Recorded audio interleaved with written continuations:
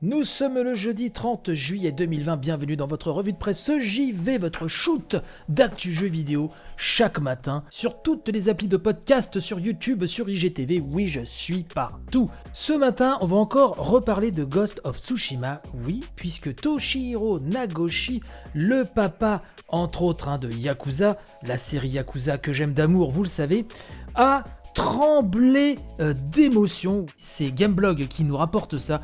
Oui, Monsieur Nagoshi a tremblé d'émotion devant le hit de Sucker Punch. Plus précisément, le papier de Gameblog nous explique que Sega a diffusé un nouveau numéro de Sega Nama, son émission destinée au marché japonais. Et au cours de cette dernière, nous dit l'article, Toshihiro Nagoshi s'est exprimé au sujet de Ghost of Tsushima. Et le moins que l'on puisse dire, nous dit Romain Mahut, l'auteur de cette news sur Gameblog, c'est que le directeur de la création de Sega, oui puisqu'il a été récemment promu à ce poste-là, souvenez-vous, le monsieur était impressionné par le jeu de samouraï développé par Sucker Punch. Les propos qui suivent viennent d'une traduction en anglais relayée par Otaku JP sur Twitter. Monsieur Nagoshi nous a donc dit, je cite, « Pour être honnête, j'ai perdu. Je pense qu'un tel jeu devrait vraiment être créé au Japon. N'est-ce pas incroyable leur manière de rendre les Japonais plus heureux que d'autres Japonais ?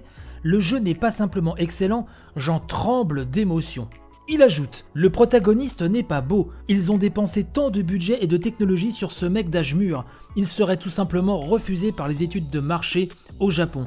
Il y a trop de choses que j'admire dans le jeu pour les compter, le contexte historique dans lequel il se déroule par exemple. Je ne peux m'arrêter de l'admirer. Oui, donc sacré compliment, nous dit Romain Mahut, et je suis tout à fait d'accord avec ça, de la part donc d'un créateur tel que Toshihiro Nagoshi. Bref, ces remarques soulignent en tout cas, nous dit Gameblog, plusieurs éléments intéressants. Il n'est certainement pas le seul développeur nippon dont la fierté a été piquée par le fait qu'un tel jeu n'ait pas été développé au Japon. Il montre également ce qui rentre en ligne de compte quand un héros de jeu est créé dans l'archipel nippon. Car il est vrai que Jin, le héros de Ghost of Tsushima, n'a rien vraiment d'un ultra beau gosse musculeux en pleine force de l'âge, non. On est vraiment sur un héros beaucoup plus buriné et en proie aussi à des tiraillements moraux très intéressants. Bref, je vous laisserai lire l'intégralité de cette news sur Gameblog, puisqu'on parle aussi des spin-offs Yakuza qui se passent dans le Japon médiéval et qui, eux, ne sont jamais sortis officiellement du Japon, oui, pour notre plus grand malheur. L'occasion de rappeler qu'on attend comme des fous, comme des soldats, Yakuza 7, qui a l'air extraordinaire à l'image de la saga. Et je rappelle aussi que si vous allez jeter un œil du côté des promotions PlayStation 4, foncez sur Judgment, qui est un spin-off de la saga Yakuza avec une surcouche judiciaire. C'est du bonheur, c'est un de mes jeux préférés de la vie, c'est un de mes Yakuza préférés, oui, puisque c'est un spin-off de la saga susnommée. N'hésitez pas à aller voir ça. On va causer de la PlayStation 5, on va rester dans le giron de Sony justement, avec la fonctionnalité activité pour lancer une partie en express qui aurait visiblement fuité, et en attendant donc une révélation officielle, le site Gamergen nous en cause. Le papier nous dit que la PlayStation 5 ne nous a pas encore livré tous ses secrets sur le plan technique, nous ne connaissons en effet pas encore son menu, son interface et ses fonctionnalités logicielles. La rumeur, donc nous dit Gamergen, veut que tout nous soit révélé lors d'un State of Play calé au mois d'août. Mais en attendant, il y a eu une fuite. C'est le site espagnol Game Reactor qui a mis en ligne, a priori un peu trop tôt nous explique-t-on, une preview de WRC 9 réalisée sur PS5. Et au détour de l'aperçu désormais supprimé, n'est plus en ligne mais vous savez sur internet, tout est récupéré dans la seconde, le rédacteur a parlé d'une fonctionnalité qui n'avait jamais été évoquée publiquement, ou en tout cas jamais sous ce nom. L'onglet Activité devrait ainsi afficher les actions en cours de nos amis dès le menu de démarrage, avec la possibilité de les rejoindre en un clic. Grosso modo, je vous résume un petit peu ce qu'on a entendu ici ou là.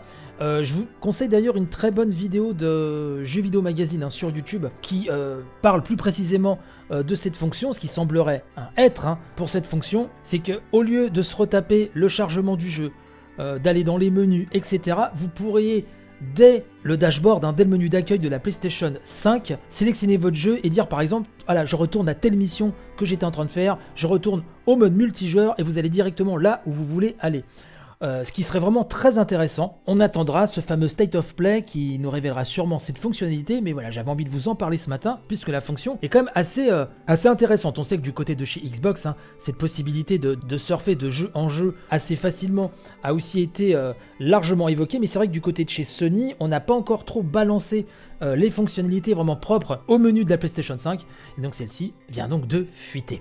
Avant de nous quitter, j'aimerais vous inviter, si vous m'écoutez ce matin, à vous connecter sur Twitch dès 14h, donc là le 30 juillet, sur la chaîne Twitch, donc bien sûr, de Recalbox, vu que je suis invité cet après-midi, je vais passer donc 2 ou 3 heures sur cette chaîne Twitch, on va m'interviewer, donc je suis assez honoré de cette invitation, je les remercie à nouveau. Et si vous n'avez pas le temps, ce sera mis sur YouTube, sur leur chaîne, YouTube Recalbox, je pense le lendemain ou le surlendemain. Voilà, donc je vous souhaite panache et robustesse pour la journée, et je vous dis donc à demain matin pour une nouvelle émission. Allez, bye bye.